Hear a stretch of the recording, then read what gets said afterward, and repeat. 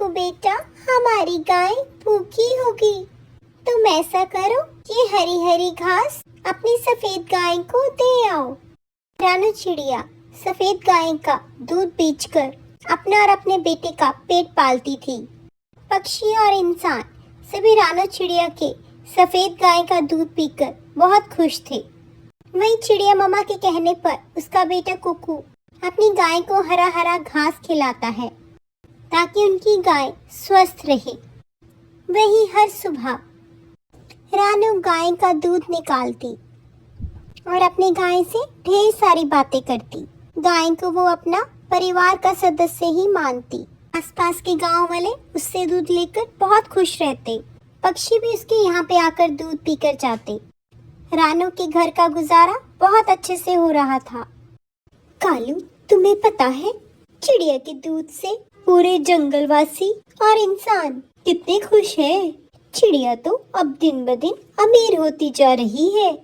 मैं सोच रही हूँ हम भी एक गाय रख लें। तुम क्या कहते हो?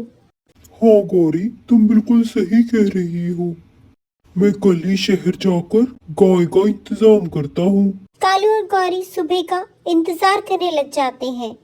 अगली सुबह कालू गाय की खोज में शहर की ओर निकल पड़ता है, पर उस इंसानों की बस्ती में भी कोई गाय नजर नहीं आती।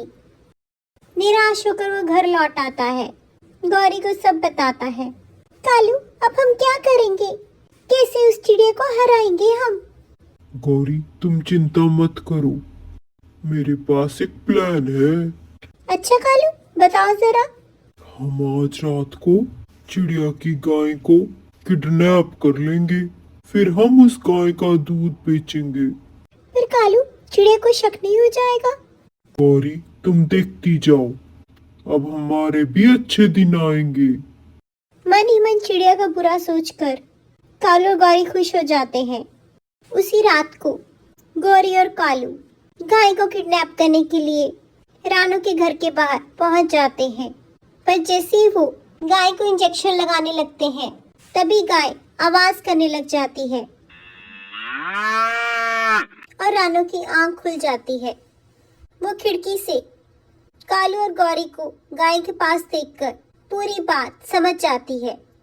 कालू और गौरी जैसे ही भागने की कोशिश करते हैं, तभी चिड़िया उन्हें पकड़ लेती है। दुष्ट गौरी और कालू, तुम्हारी हिम्मत भी कैसे हुई मेरी गाय को तंग करने की? ये सिर्फ एक गाय नहीं, मेरे परिवार का सदस्य है।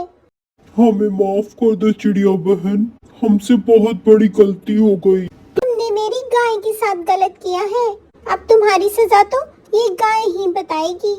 जैसे ही गाय की लात कालू को पड़ती है, ऐसे ही कालू अधमरा होकर गिर जाता है। वहीं गौरी भी चक्कर खाकर गिर जाती है और रानू से अपनी गलती की क्षमा मांगती है।